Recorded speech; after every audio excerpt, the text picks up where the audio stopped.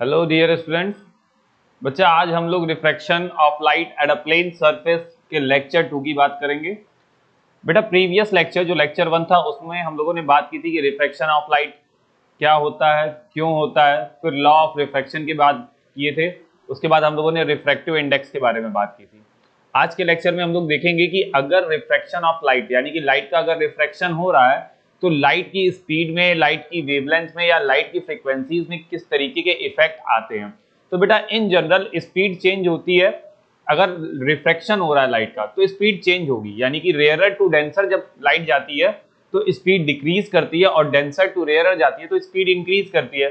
But अगर बात करते हैं फ्रीक्वेंसी की बेटा, तो फ्रीक्वेंसी जो होती है वो कुछ भी चेंज नहीं होता फ्रीक्वेंसी में, क्योंकि फ्रीक्वेंसी का रिफ्रैक्ट होना मीडियम पे डिपेंड ही नहीं करती है। ठीक है, फ्रीक्वेंसी का मीडियम से कोई मतलब नहीं होता, वो उस पर डिपेंड नहीं करती है। ठीक है बेटा, तो आइए हम लोग स्टार्ट देखते हैं क्या कह रहा चाह रहा है। कह रहा है effect on speed, wavelength and the frequency F due to the refraction of light. तो इसमें पहला पॉइंट कह रहा है when a ray of light gets refracted from a rarer to denser medium. अगर रेयरर से डेंसर मीडियम में light जा रही है, the speed of light decreases while it is refracted from a denser to a rarer medium, the speed of light increases. ठीक है, आगे कह रहा है फ्रीक्वेंसी, क्योंकि फ्रीक्वेंसी पे कोई इफेक्ट इसलिए नहीं पड़ता बेटा क्योंकि फ्रीक्वेंसी डिपेंड करती है सोर्स ऑफ लाइट पे। कह रहा है the frequency of light depends on the source of light, show it does not changes on refraction. यानी कि रिफ्रैक्शन जब होगा तो इसके ऊपर कोई भी इफेक्ट नहीं आएगा। If v is the speed of light in a medium, ठीक है, अगर v किसी मीडियम में लाइट की स्पीड है, कोई पर्टिकुलर मीडियम है उसमें लाइट की स्पीड v है और लेमडा उसका वेवलेंथ है उस मीडियम में, लेमडा लाइट की वेवलेंथ है उस मीडियम में। ठीक है, देन द फ्रीक्वेंसी, तो उस मीडियम में जो फ्रीक्वेंसी आएगी उसे हम लाइट की स्पीड अपॉन वेवलेंथ के फाइंड कर लेंगे। ओके, आगे देखिएगा, आगे कह रहा है बेटा when the light passes from a rarer to the denser medium the wavelength decreases। अब देखिए क्या कह रहा है, स्टेटमेंट को फिर से ध्यान से देखिएगा, यहां क्या कह रहा है, when the light passes from the rarer to denser, अगर लाइट रे रेयरर से डेंसर में जा रही है तो वेवलेंथ क्या हो रही है बेटा, डिक्रीज हो रही है। तो रेयरर टू डेंसर जाने पर लाइट की स्पीड भी डिक्रीज हो रही थी और वेवलेंथ भी डिक्रीज हो रही है। अब इसका मतलब वेवलेंथ क्यों डिक्रीज हो रही है, क्योंकि लाइट की स्पीड डिक्रीज हो रही है। तो इसका मतलब अगर लाइट रेयरर टू डेंसर जाएगी तो उसकी स्पीड भी डिक्रीज करेगी और एज वेल उसका वेवलेंथ भी डिक्रीज करेगा। तो लाइट अगर डेंसर टू रेयरर ट्रेवल करेगी तो क्या होगा, तो अगर light denser to rarer travel करेगी तो उसकी वेवलेंथ इंक्रीज करेगी। क्यों, क्योंकि स्पीड ऑफ लाइट भी इंक्रीज करती है। ठीक है, the speed of light and the hence its wavelength increases when light travel from denser to the rarer medium. Okay बेटा, आगे देखते हैं। अब देखिए एक सिंपल सी चीज ले रहा है, कह रहा है मान लेते हैं कि if a ray of light of frequency f and the wavelength lambda suffers refraction from air, ठीक है, speed of light c।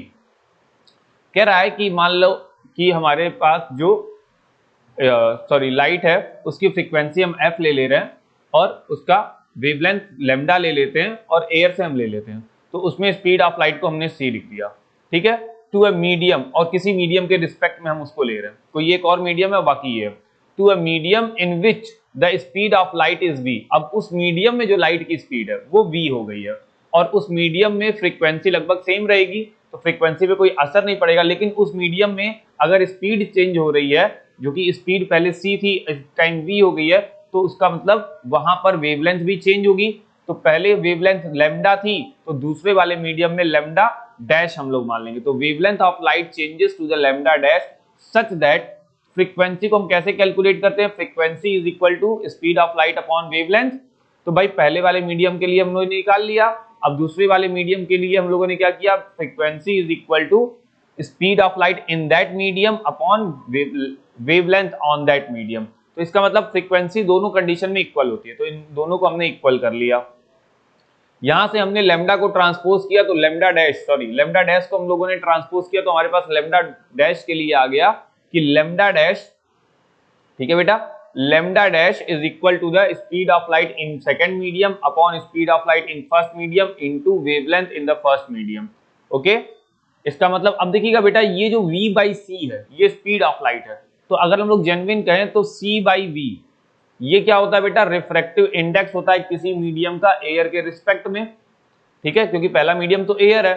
c by V का मतलब speed of light in air और speed of light in medium, तो this is the refractive index of medium with respect to air, c by V. तो इसको हम लोग क्या लिख सकते हैं, 1 बाई म्यू, ठीक है, 1 बाई म्यू लिख सकते हैं। हम लोग v बाई सी अगर लिखना चाहते हैं तो v बाई सी को हम लोग 1 बाई म्यू लिख सकते हैं, क्योंकि c बाई वी का मतलब म्यू हो गया। तो क्या रहा है, but c by V is equal to the mu refractive index of that medium, the refractive index of that medium. तो इसका मतलब उस मीडियम का जो वेवलेंथ आएगा, यानी कि lambda dash is equal to medium wavelength of the first medium upon refractive index. तो इस तरीके से हम लोग कैलकुलेट कर लेते हैं। तो इस तरीके से हम लोग उस वेवलेंथ और रिफ्रैक्टिव इंडेक्स की हेल्प से कैलकुलेट कर लेते हैं कि दूसरे मीडियम में कितनी वेवलेंथ आएगी। ओके बेटा, अच्छा अब आगे बात करते हैं कि ऐसे कौन कौन से फैक्टर होते हैं, ठीक है, जो रिफ्रैक्टिव इंडेक्स किसी मीडियम के रिफ्रैक्टिव इंडेक्स को इफेक्ट करते हैं। तो सबसे पहला जो फैक्टर आता है, क्या रहा है, nature of the medium, it's optical density. तो नेचर आता है कि मीडियम का नेचर कैसा है, यानी कि उसकी ऑप्टिकल डेंसिटी कैसी है। तो डेंसिटी का मतलब रेयरर टू डेंसर मान लेते हैं। कह रहा है a smaller speed of light in medium relative to the air, higher in the refractive index of the medium. अब ध्यान दीजिए क्या कह रहा है, as smaller the speed of light, अगर लाइट की स्पीड कम है किसी मीडियम में एयर के कंपैरिजन में, ठीक है, तो वहां पर रिफ्रैक्टिव इंडेक्स, ठीक है, कम हो जाएगा। तो क्या रहा है, smaller speed of light in a medium relative to air, higher is the refractive index of that medium. यानी कि अगर मान लीजिए एक मीडियम ये है, जैसे मैं आपको एक जनरल सा फिगर, एक मीडियम ये है और ये है दूसरा मीडियम, यहां पर लाइट की स्पीड बहुत तेज थी, इस वाले मीडियम में आने के बाद लाइट की स्पीड स्लो हो गई, यहाँ फास्ट थी, यहाँ लाइट की स्पीड स्लो हुई।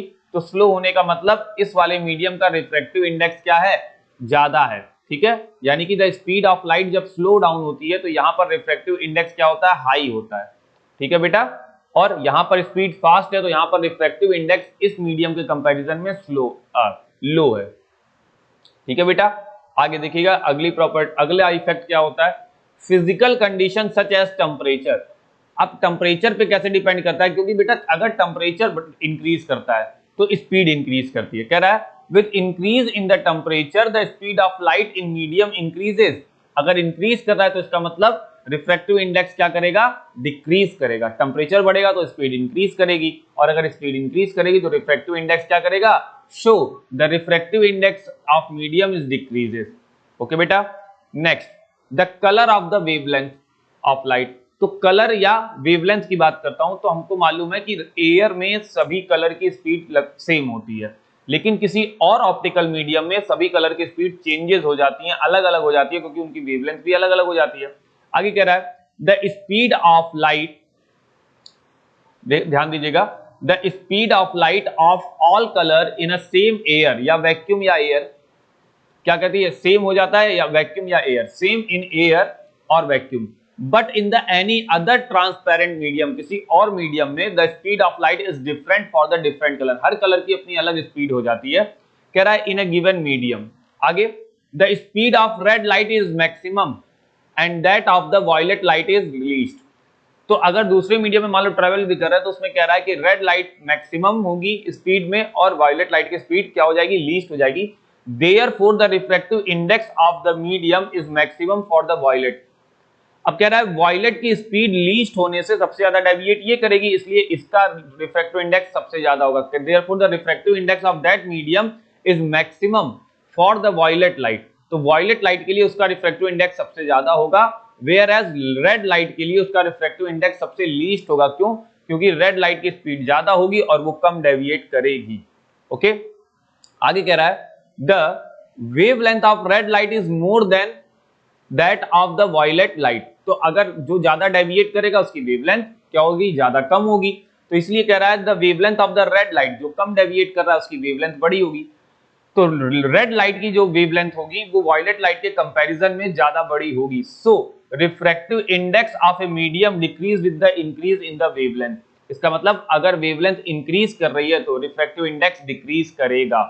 और अगर रिफ्रैक्टिव इंडेक्स इंक्रीज कर रहा है तो वेवलेंथ डिक्रीज कर रही है। ठीक है बेटा, आगे बात करते हैं। देखिएगा आगे हम लोग बात करेंगे principle of the reversibility of the path of light.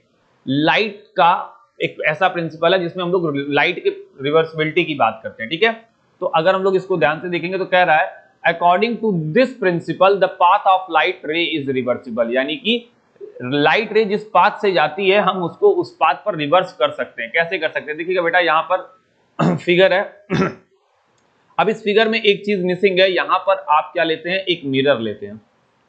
ये क्या है बेटा? मिरर है,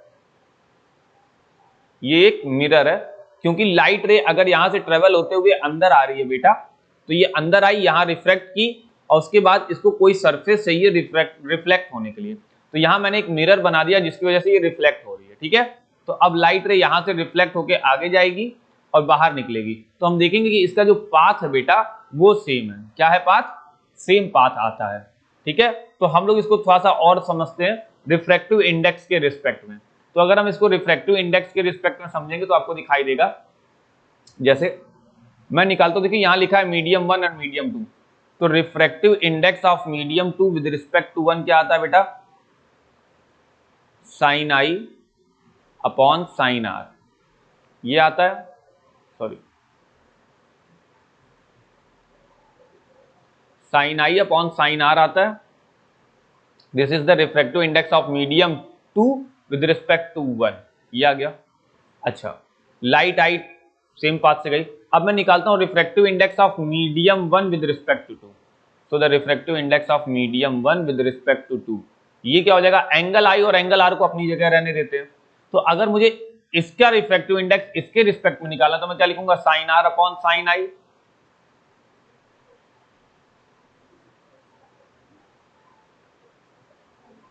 मैं लिखूंगा बेटा sign R upon sine I, ये मैंने लिखा। ठीक है, इसको मान लेते हैं 1, इसको मान लेते हैं 2।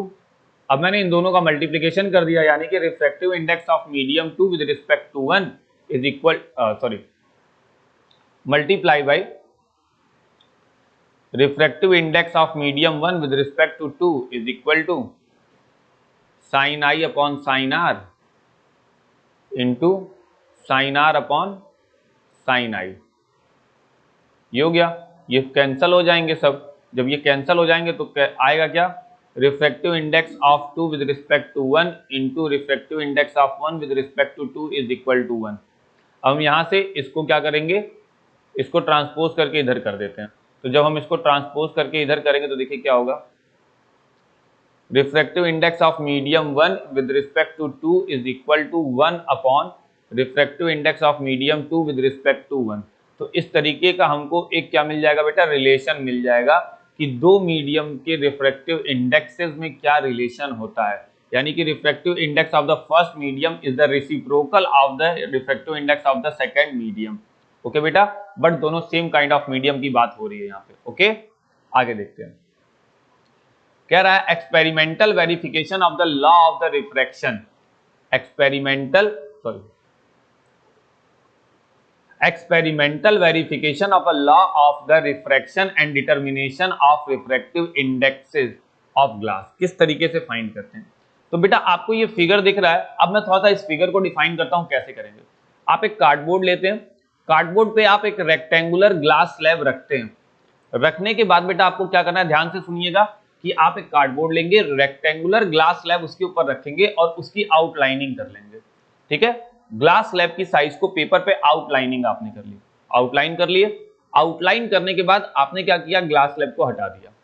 अब आप किसी एक पॉइंट पर कोशिश किए करेंगे कि मिड पॉइंट के आसपास एक पॉइंट लेंगे O, जैसे कि यहां लिया गया है, दैट इज पॉइंट O। ठीक है बच्चा, यहां पे हम लोगों ने क्या ले लिया? पॉइंट O ले लिया। अब पॉइंट O जब हम ले लेंगे तो हम लोगों ने क्या किया? पॉइंट O पर सरफेस के परपेंडिकुलर एक लाइन खींची, दैट इज कॉल्ड नॉर्मल। हम लोगों ने नॉर्मल यहां बना लिया, क्योंकि जब हम आउटलाइन ड्रॉ कर रहे हैं तो हमारे पास आउटलाइन रेक्टेंगुलर शेप में मिल गई, नाम भी दे दिया उसका PQRS। ठीक है, अब हमने एक पॉइंट O ले लिया, ये आ गया। अब हम क्या करेंगे? O से किसी पर्टिकुलर एंगल पर एक इंसिडेंट रे बनाएंगे। ठीक है, ड्रॉ करेंगे पेंसिल से और कोशिश करेंगे कि इसका एंगल कुछ भी हो, कुछ भी एंगल आप ले सकते हैं। तो हमने इसको बनाया, लाइट रे जब हम बना लेंगे तो उस लाइट रे पर हम उस दो पोजीशन पर पिन डालेंगे। तो हमने पोजीशन ए एक पर एक पिन लगाई और फिर पोजीशन बी पर एक पिन लगाई, यानी कि इन दोनों पोजीशन पर, पोजीशन ए और पोजीशन बी पर हमने पिन लगाई। ओके, क्लियर है? कितना लगा लिया? ठीक है। अब उसके बाद हम लोग क्या करेंगे, फिर से ग्लास स्लैब को वापस परफेक्टली वहीं रखेंगे जहां वो पहले था, एकदम परफेक्टली हमें वहीं रखना है। हमने रख दिया। अब रखने के बाद जब ये पिन आ गई हमारे पास, अब हम दूसरे साइड में जाएंगे और दूसरे साइड से देखेंगे पिन को। अब पिन हमें दिखाई दे रही है, लेकिन हमें ऐसे देखना है कि पिन एकदम लीनियर दिखाई दे। तो जब हमें लीनियर पिन दिखाई देगी, यानी कि आपको एक सिंगल पिन दिखाई दे, क्योंकि दूसरी पिन जस्ट उसके इन फ्रंट हो और दूसरी पिन दिखाई ना दे, एकदम लीनियर जब पिन दिखाई दे, ठीक है, आपको लेंथ पिन दिखाई देगी, तो किस पोजीशन पर आपको दिखाई दे रही है वो पिन, उस पॉइंट को मार्क कर ले। ठीक है, उस पॉइंट को हमने मार्क किया सी और डी। यहां पर पिन आपको दिखाई दे रही है, आपने इसको मार्क किया सी एंड डी। अब आप क्या करेंगे, फिर से ग्लास स्लैब हटा दीजिए। अब आप उस जो सरफेस होगा हमारा रेक्टेंगुलर सरफेस का, एक लाइन होगी हॉरिजॉन्टल। अब आप क्या करेंगे, उन दोनों पॉइंट को मैच करते हुए, यानी कि सी और डी को मैच करते हुए एक लाइन बना लेंगे और आउटलाइन तक जाएंगे। तो ये हमारी लाइन बन गई। ओके, अब हम क्या करेंगे, इसका एक पॉइंट यहां मिल रहा है, इसका एक पॉइंट मिल रहा है, हमने इन दोनों को ज्वाइन कर लिया। ओके बेटा, हमने क्या किया, इन दोनों को ज्वाइन कर लिया। इतनी काम हो गया। अब हमें निकालना है रिफ्रैक्टिव इंडेक्स। एक बार क्या निकालना है, रिफ्रैक्टिव इंडेक्स। तो रिफ्रैक्टिव इंडेक्स हम लोग sine I by sine R करके कर सकते हैं, कोई इशू नहीं है। हमें आई और आर को मेजर करना होगा और रिफ्रैक्टिव इंडेक्स निकाल लेंगे। लेकिन मान लीजिए आपको परफेक्टली आई और आर नहीं मेजर कर पा रहे हैं, या फिर नहीं आ रहा है आपको निकालने, तो आप क्या करेंगे, आप एक पॉइंट लेंगे ओ को एज ए सेंटर मानेंगे और एक कोई भी रेडियस लेंगे और एक सर्किल बना देंगे ओ को सेंटर मानते हुए। तो जब आप सर्किल बनाएंगे तो देखेंगे कि इंसिडेंट रे को ये सर्कल पॉइंट डी पर इंटरसेक्ट कर रहा है। पॉइंट डी पर क्या कर रहा है बेटा, इंटरसेक्ट कर रहा है पॉइंट डी पर सर्किल, और पॉइंट ई पर रिफ्रैक्टेड रे को ये सर्किल क्या कर रहा है, इंटरसेक्ट कर रहा है। अब ये दोनों पॉइंट को इंटरसेक्शन हो गया। अब हम क्या करेंगे, इस पॉइंट से नॉर्मल पर परपेंडिकुलर डाल देंगे। क्या कर देंगे बेटा, परपेंडिकुलर डाल देंगे। अब ये एक परपेंडिकुलर लेंथ और यहाँ की एक परपेंडिकुलर लेंथ का रेशियो भी हमेशा इक्वल आएगा। तो जिस तरीके से sine I by sine R का रेशियो आएगा, वैसे ही रेशियो आएगा इनके उसका, यानी कि लेंथ का, यानी कि रिफ्रैक्टिव इंडेक्स। इसका मतलब रिफ्रैक्टिव इंडेक्स का जो रेशियो आएगा sine I by sine R, वो हो जाएगा डीएफ अपॉन जीई। जीई के क्या आ जाएगा बेटा, इक्वल आ जाएगा। अब आपको कुछ नहीं करना, अब आपको सेम एक्सपेरिमेंट 5 to 6 टाइम, ठीक है, 5 to 6 टाइम आप इस एक्सपेरिमेंट को क्या करेंगे, रिपीट करेंगे, बार बार रिपीट करेंगे। और जब आप बार बार इस एक्सपेरिमेंट को रिपीट करेंगे, अब रिपीट करने का मतलब अलग अलग एंगल ऑफ इंसिडेंस पे, एंगल आपका चेंज होगा। कभी आपने 40 ले लिया, 60 डिग्री ले लिया, 70 डिग्री ले लिया, 80 डिग्री ले लिया, तो अलग अलग एंगल पे आपको ये काम करना है। तो आपने अलग अलग एंगल्स पर इस, ठीक है, अलग अलग एंगल पर आपने पूरा एक्सपेरिमेंट रिपीट किया, बार बार किया, तो आपको देखने को ये मिलेगा कि यहां पर बार बार जो रिफ्रैक्टिव इंडेक्स आ रहा है वो एक कांस्टेंट टर्म आ रहा है। क्या आ रहा है बेटा, कांस्टेंट टर्म आ रहा है। अब यही कांस्टेंट टर्म आ रहा है, तो इसका मतलब हमारा हमारा एक्सपेरिमेंट कंप्लीट हो गया। ठीक है, तो वही था experimental verification of the law of refraction of determination of refractive index. तो किसी भी ग्लास का रिफ्रैक्टिव इंडेक्स को डिटरमाइन करने के लिए हमारा जो एक्सपेरिमेंटल वेरिफिकेशन होता है वो इस तरीके से होता है बेटा। Is that clear? तो इस तरीके के एक्सपेरिमेंट को एक बार घर पे जरूर करिएगा, क्योंकि जब तक आप इसकी प्रैक्टिस नहीं करेंगे तब तक आपको समझ में नहीं आएगा। तो इस एक्सपेरिमेंट को एक बार जरूर ट्राई कीजिएगा। आगे देखते हैं, आगे कह रहा बेटा refraction of light through a rectangular, refraction of light through a rectangular glass block. अब आपको दिखाई दे रहा होगा बेटा, ये glass box rectangular glass slab है PQRS, ठीक है। यहां पर एक इंसिडेंट रे आ रही है AO, ये इंसिडेंट रे है, ये नॉर्मल से पर्टिकुलर कुछ एंगल बनाई और ये रिफ्रैक्ट होके गई, रिफ्रैक्ट होके पॉइंट बी तक पहुंची, तो ये रिफ्रैक्टेड रे थी। अब ये रिफ्रैक्टेड रे वापस से जब अपने ओरिजिनल मीडियम में, यानी कि ये तो फर्स्ट मीडियम, ये डेंसर, और ये फर्स्ट मीडियम का ओरिजिनल मीडियम में वापस आ रही है, तो ये वापस से नॉर्मल से अवे जाएगी और ये इस तरीके से पास हो जाएगी। ठीक है, तो तो यहां जो एंगल बन रहा है बेटा that is called angle of incidence. क्यों एंगल ऑफ इंसिडेंस? क्योंकि ये जो एंगल है वो इंसिडेंट रे और नॉर्मल के बीच में है, that is angle of incidence. I क्या हो गया बेटा? एंगल ऑफ इंसिडेंस हो गया। फिर उसके बाद आर एंगल ऑफ रिफ्रैक्शन। यहां पर जो एंगल बनेगा वो इसी आर के इक्वल होगा, ये भी एंगल ऑफ रिफ्रैक्शन के इक्वल ही होगा। अब लाइट रे अपने ओरिजिनल मीडियम में दोबारा निकल रही है, तो जब लाइट रे अपने ओरिजिनल मीडियम में दोबारा निकलती है तो इस रे का नाम क्या पड़ जाता है बेटा? इमर्जेंट रे। क्या बोल देते हैं इसको? इमर्जेंट रे। अब नॉर्मल और इमर्जेंट रे के बीच में जो एंगल होता है उसे हम बोलते हैं बेटा एंगल ऑफ इमर्जन। क्या बोल देते हैं बेटा? Angle of immersion. ठीक है, इमर्जेंस का एंगल होता है। ठीक है, आगे देखते हैं। अच्छा, एक चीज मैं बताना भूल गया, अब जो लाइट का ओरिजिनल पाथ था, यहां से तो लाइट रिफ्रैक्ट हो गई, लेकिन इसको हमने डॉटेड लाइन से आगे बढ़ाया कि अगर लाइट रिफ्रैक्ट नहीं होती, सीधे जाती, तो वो ऐसे जाती, लेकिन लाइट रिफ्रैक्ट हो गई। अब हम लाइट के इमर्जेंट रे को देखते हैं। तो इमर्जेंट रे और लाइट के ओरिजिनल पाथ में एक परपेंडिकुलर डिस्टेंस होती है, क्योंकि ये दोनों तो पैरेलल होते हैं, इन दोनों के बीच में एक परपेंडिकुलर डिस्टेंस होती है। उस परपेंडिकुलर डिस्टेंस को हम लोग बोल देते हैं बेटा लेटरल डिस्प्लेसमेंट। उसको हम क्या बोल देते हैं? Lateral displacement. Okay, lateral displacement बोलते हैं। आगे देखते हैं बेटा, कह रहा है अब ये जो लेटरल डिस्प्लेसमेंट है किस पे डिपेंड करता है? कह रहा है the lateral displacement is depend on the thickness of the block. Block जितना ज्यादा मोटा होगा, जितना ज्यादा थिक होगा, उतना ज्यादा रिफ्रैक्शन होगा। The angle of the incidence, angle of incidence पे डिपेंड करता है। And the refractive index of glass, glass के रिफ्रैक्टिव इंडेक्स पे डिपेंड करेगा कि उसका रिफ्रैक्टिव इंडेक्स कितना है। And therefore also on the wavelength of the light used, और लाइट जो लाइट यूज हो रही है उसके वेवलेंथ। ठीक है, आगे देखते हैं बेटा। आगे कह रहा है multiple images in a thick plane. ठीक है, multiple images in a thick plane glass plate और थिक मिरर। तो इसके बारे में देखते हैं। तो मान लेते हैं कि हमारे पास एक थिक मिरर है बेटा। ये क्या है? एक थिक मिरर है। यहां पर है पॉइंट ए पर है हमारा ऑब्जेक्ट। क्या है? ऑब्जेक्ट। लाइट रे गई, तो पहले तो वो थिक रे है, तो अभी सिल्वर सरफेस पे नहीं पहुंची, अभी तो वो इंटर करेगी। तो जब वो इंटर करेगी तो यहां तक गई। ठीक है, लेकिन यहां से कुछ लाइट रे ऐसा तो है नहीं कि रिफ्लेक्ट नहीं करेंगे, कुछ ना कुछ लाइट रे रिफ्लेक्ट करती हैं, तो रिफ्लेक्ट होके यहां गई। अब ये जो रिफ्लेक्टेड लाइट रे थी, इसको हमने पीछे की तरफ एक्सटेंड किया, तो एक इमेज हमें यहां दिखाई दी। ठीक है, अब ये लाइट रे अंदर रिफ्लेक्ट हुई, फिर नीचे जो सरफेस है देखो, वो मिरर का सरफेस बना दिया नीचे, यानी कि ये सिल्वर सरफेस है। यहां से लाइट रे फिर से रिफ्लेक्ट होगी और बाहर निकल गई। क्या हो गया? बाहर निकल गई, सॉरी वापस से अंदर आ जाएगी। तो अब ये जो लाइन जा रही है ये बाहर रिफ्लेक्ट होगी और मैक्सिमम लाइट रिफ्लेक्ट होगी और कुछ पार्ट इसका अंदर आ जाएगा।